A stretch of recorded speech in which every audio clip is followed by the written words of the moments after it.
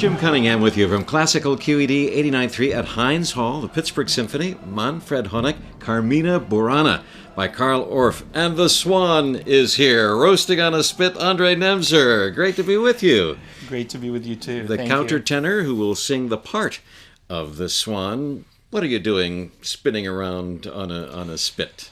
What is this part all about? What are you singing? I'm just very sad about my past and about my future because I got caught by the hunters, put on the frying pan or the grill, and I'm spinning on that stick, grilling and thinking, oh my, what's going to happen? That once I was a swan swimming in the lake and now I'm here. Carl Orff wrote it in the very high register, sometimes sung in the falsetto by a tenor, but more recently sung by a countertenor. Yes, well, actually,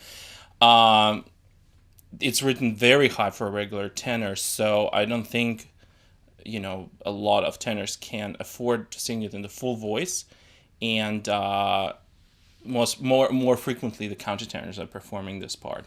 So for those who think of the high tenor range as a falsetto voice, what's the difference between a falsetto voice and a countertenor's voice?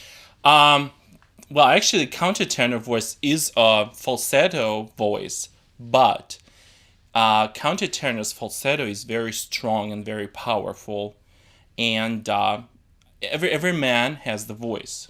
Tell me what you feel overall about Carmina Burana. It obviously speaks to us. It is a very powerful piece on multiple levels.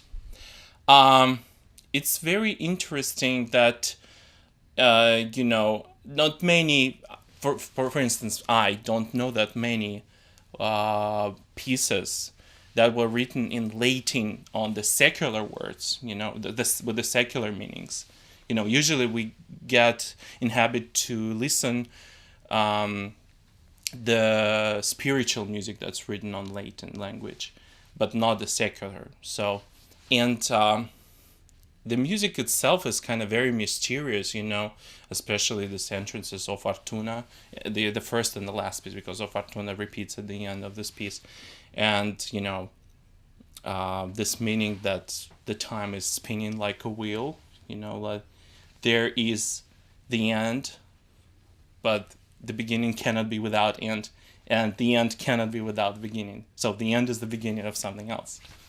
This isn't your first time with Manfred Honeck. You've worked together. Oh yes, previously. It's always a pleasure to work with such a wonderful musician, a wonderful, very sensitive conductor, and extremely nice and sweetheart person. Really, it's so nice.